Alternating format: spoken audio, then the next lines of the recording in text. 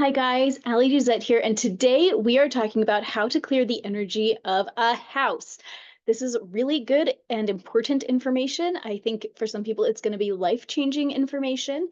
I remember the first time I taught these techniques to somebody else, it was one of my friends who was a lot younger than me.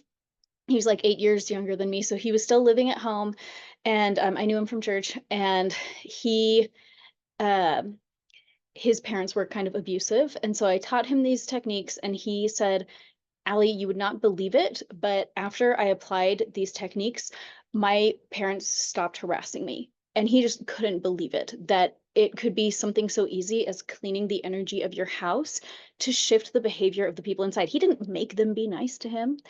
He didn't do anything to them at all. All he did was work on making the vibe of his home a better place to be, which he could do because it was, his house, but it made a really big difference for his life. And so this is a very powerful thing.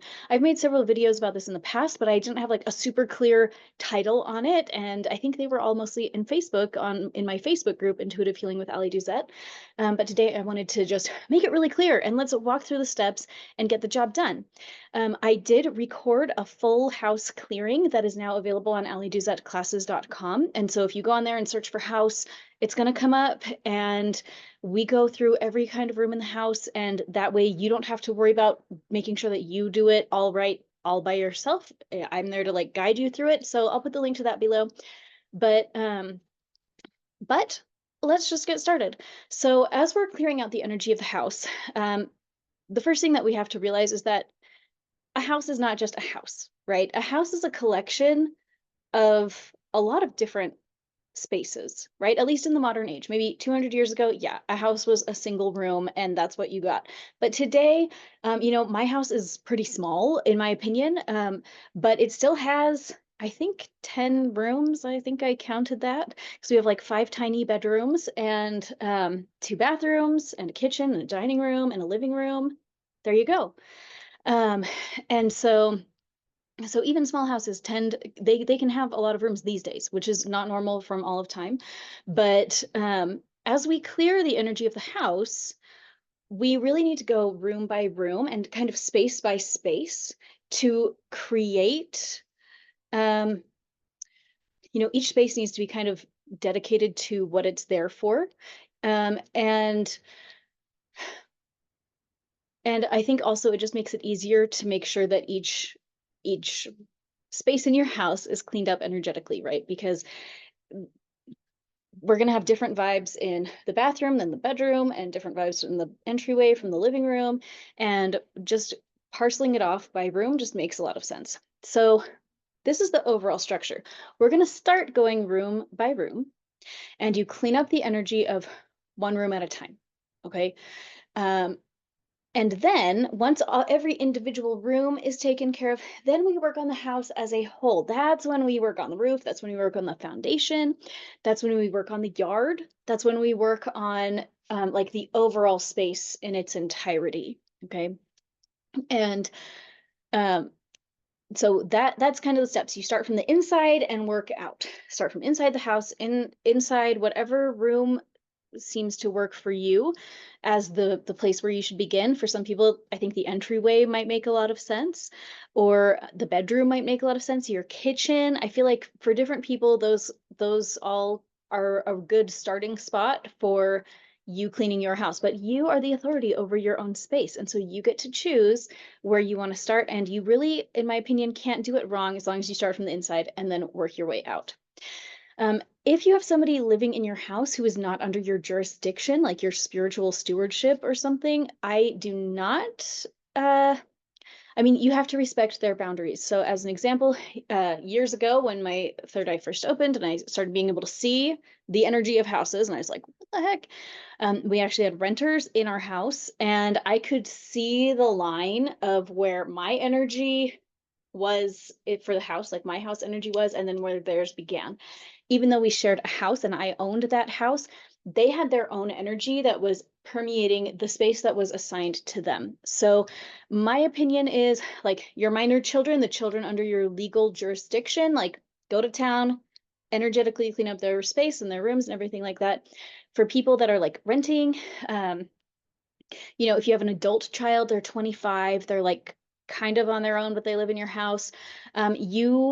You can pray about this. You can like feel it out in your own soul, how to handle this situation. But it would not surprise me if, you know, the respectful thing to do is to allow them to have their crappy energy. Um, I don't know. I really strongly believe that when we try and fix other people's energy, it just comes back to bite us in the end. I've just seen it so many times. Sometimes it is appropriate, sometimes it is the right thing to do. And sometimes it will bite you for doing that. And so you just have to, make sure every day that you're really in alignment with our creator and double check on the things that you do when you're messing with the energy that might be under somebody else's jurisdiction. Okay, so whatever room that you choose to start with, these are I want to talk you through the high level principles. We're going to remove the negative energy, and how we're going to do that is basically through the power of our powerful imagination, which sounds silly, but just give it a try and you will see for yourself that it actually can be extremely effective. Um, you're going to go into your mind, you're going to imagine the space that represents the room that you're working on. And in your mind, you're just going to see what comes up. So in this house clearing session that I recorded for everybody, um, the first room that we worked on, I remember that when I tuned in, every room should have kind of a cubic energy where it has a ceiling energy, a floor energy, and then wall energies completely encasing the space. It's boundaries. It's just good boundaries. And those energetic boundaries are really what make homes functional. Like, I know some people do eat in their bedrooms, but like we do not eat in our bedrooms. Um, most people do not eat in the bathroom, most people do not sleep in the bathroom. Most people do not sleep in the kitchen, right? Like these boundaries over the energies of the space are what kind of make homes function, right? That those assignments, those energetic assignments that we eat in the kitchen, we sleep in the bedroom, and we I don't know, we have our friends come and hang out in the living room, but they might not hang out with you in the bathroom, right? Like we have these good boundaries. Um, so we're going to go in our mind, use our imagination to notice these boundaries. Is there a ceiling on this space? Is there a floor on this space? Are there walls on this space? And what is going on the inside of the space? And there might be really thick, heavy, yuck feeling energy. There might be little vortexes and kind of spinning energy. Really anything that you can imagine can be in there. But the first thing that we're going to do is invite some angels to come and just vacuum up that energy. And I just imagine them with vacuums. They vacuum up all that, anything yucky that's in that space. And you can trust your own intuition that if you're imagining it, it's probably accurate. That is what I will tell you. That's your third eye. That's your spiritual sense of sight alerting you to what's going on. In my opinion, I know this is a little bit controversial among some Christian sects, because some Christians believe that your spirit begins at conception, and some believe that your spirit um, existed before conception, like in is it in Job? Before I formed thee in the belly, I knew thee. You know that scripture. Anyway, it's a little controversial, but I do personally believe that we had spirits before we had bodies, and that at that time, you don't have an optic nerve, you don't have eyes, you're seeing spiritually. And when you use your imagination, which is just imagination, being able to view images using your powerful brain, you're using your spiritual sense of sight. And so, whatever you are imagining, I want to invite you to hold the space for what if this is real? And if it's not, I mean, if it's not real, no harm done. You just imagined that you cleaned something up and like, no harm done. So we're going to use the power of imagination to see these angels vacuum up this negative energy, and then we're going to flow light into that space. Okay, and so it should be a room just totally filled up with light. Then we're going to heal up the walls and the door, the floors and the ceilings, and the door and window energies, if there are any there in real life. We're just going to acknowledge that and make the energy there a little bit more permeable so that light can come in and out, like actual true sunlight can come in and out. People can exit and enter and feel that shift in the energy in a gentle way. What I was going to say is that I think we all came here with the ability of spiritual sight. That's our default spirit setting. Our default spirit's see energy. But then we get so distracted by what we see with our eyeballs that we forget, like, all you have to do is imagine. And a lot of times, what you're imagining is accurate. That's not always true. And we all know people that are imagining all sorts of weird stuff and it's not true. But when you are in real alignment with our creator, I think that you can trust the images that come into your mind as being accurate for whatever purpose you need to be working with. So as we go room by room, we're cleaning out the negative energy, we're flowing light into that space, and then imagining the walls and the ceiling and floor having a solid boundary of light. Okay. In the brand new house clearing session that I made, I included the homework of writing down the blessings that you want to include on every room. So it's basically like setting intentions for every space in your house. For example, in your bedroom, you might ask for a divine blessing on being able to sleep or being able to keep it clean. That's my problem. I'm like, oh, I need to clean my room so bad.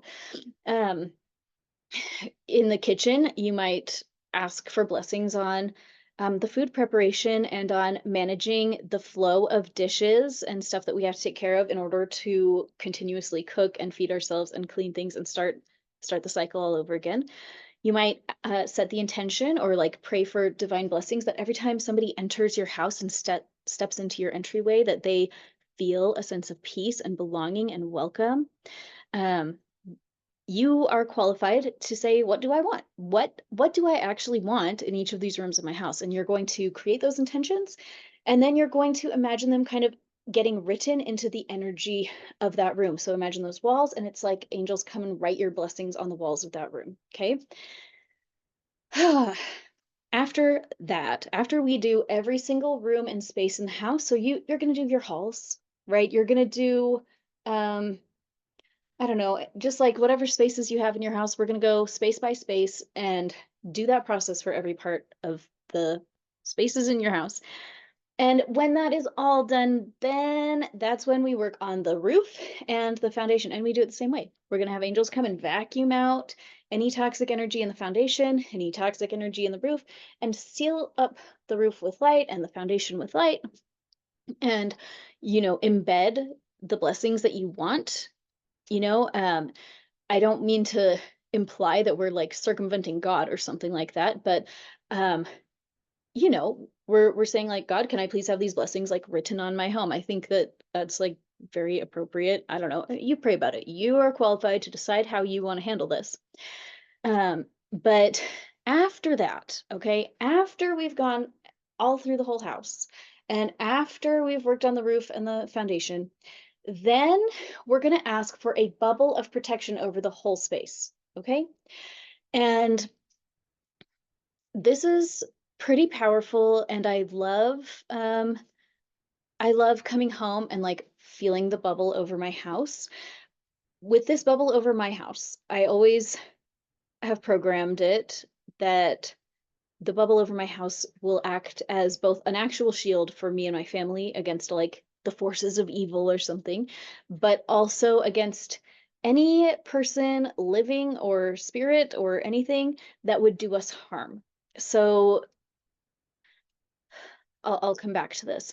And I also ask that angels be assigned to guard the corners of my property as like sentinels, and their job is to make sure that the stuff the stuff that enters my space is going to be appropriate and right for me, and that if it's not, if it would do me harm or do my family harm, then the angel's job is to kind of like scramble up the intention, like not to encroach on other people's agency, but to just kind of like add in that vibe into the air of like, this house, just ignore it. Like, you don't need to rob this house. You don't need to come and bug the people at this house.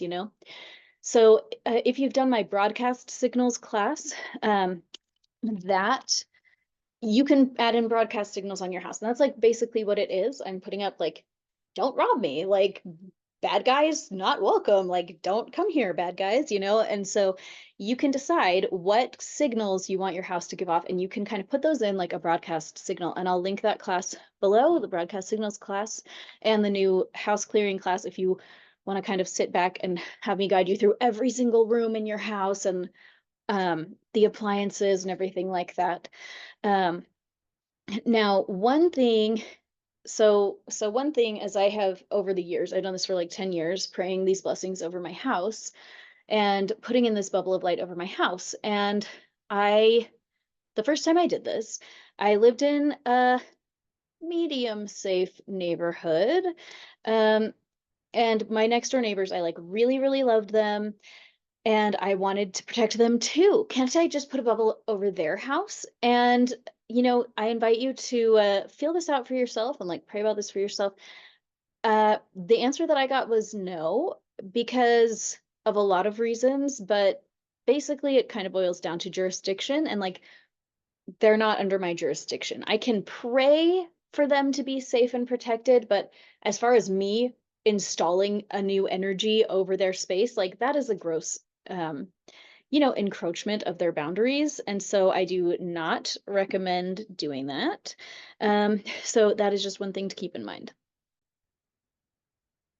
So again, we get to pray for our neighbors and we can send good vibes to them and pray blessings for them. But are we going to go mess with their energy? No, just like we're not going to mess with the energy field of our renters in the basement or whatever. Like, we honor other people's jurisdictions. Like their boundaries are their boundaries.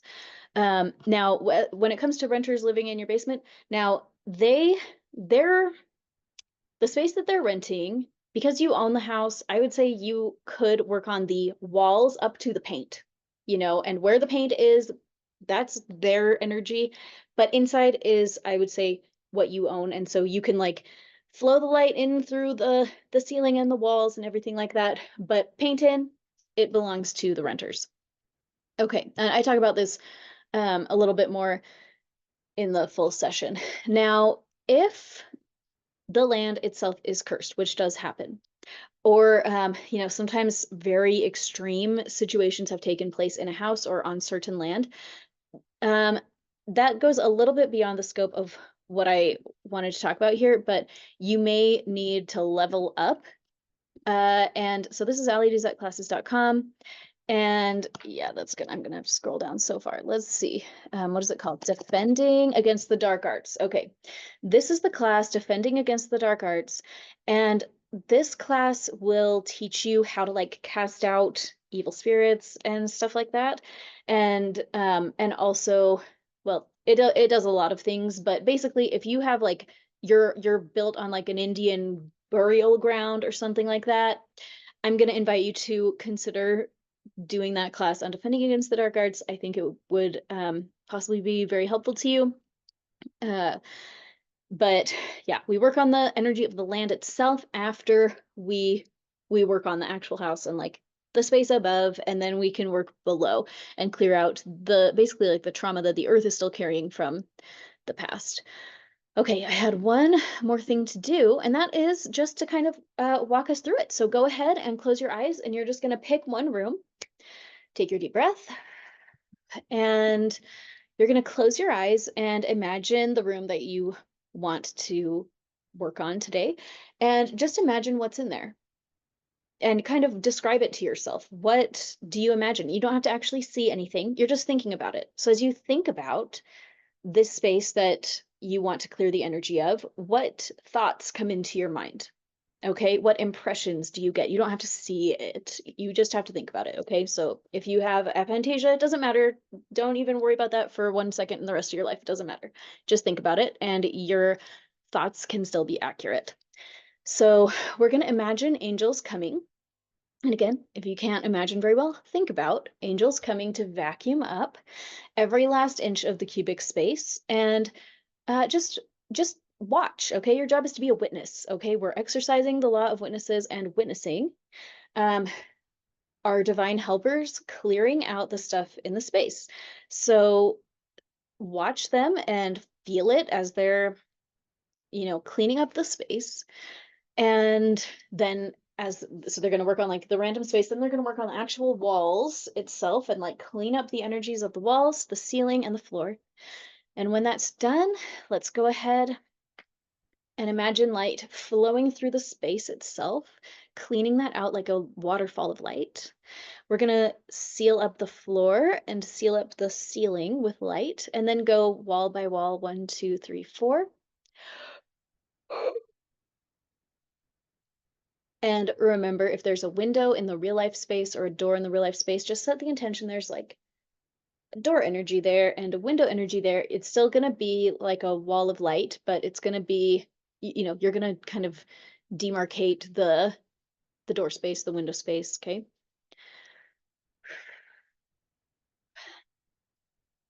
So even if the space in your house does not have walls, we're going to create energetic boundaries over that space. So in my house, I don't have any kind of like mudroom or a closet or like entry way. It's just kind of like the door opens to my living room right here. The door's right there. And so I have no walls on the entryway, but I don't I mean, like it needs an energetic boundary. The energetic boundary is going to support people choosing to leave their shoes over there instead of over here and putting their coats over there instead of over here, right? So we're just putting in the boundaries, even if there's not a wall in real life, we're just putting in that gentle boundary of light. Let's go ahead and tap for just a second just to help shift any residual energy. I feel like I would need to yawn, which also helps process energy. Very awesome. Okay, good job, guys. Put your hands on your heart. Ooh. Okay, so hopefully you just cleared your first room. Good job. And now you can do that same process for every room. I'm going to link the full house clearing session below, but I really hope that this is helpful to you. I know for me, I'm recording this on the last week of school, so this is a very great exercise to do in preparation for all the kids being home all day. If you have your kids out in a different school, not a non-homeschool school, so I'm hopeful that this will help set up your home for the summer. How often do you need to do this? Uh, I recommend to feel it out. You can ask our creator to kind of alert you when you need to redo this kind of work. You may be able to notice it because if you do this work and then your family is running smoother and everybody's happier, you should notice that. And when things start falling apart on a relationship level and things start feeling more clunky, then you might say, "Oh, looks like I should clear out the energy again." And you can just do it as many times as you want to. I don't think you can just clear this once and have it be done forever. That's not how the world works. You know, we keep growing and changing and things are shifting every moment. And so this is something that you just keep on the back of your mind and revisit when you need to. But now you know how. So I hope this is helpful. You can leave questions below. The best place to leave questions is going to be in the Facebook group Intuitive Healing with Ali Duzette, which I'll link to that below as well. But I hope that this is very helpful to you, and I hope that you have the best day. Thank you guys for being here.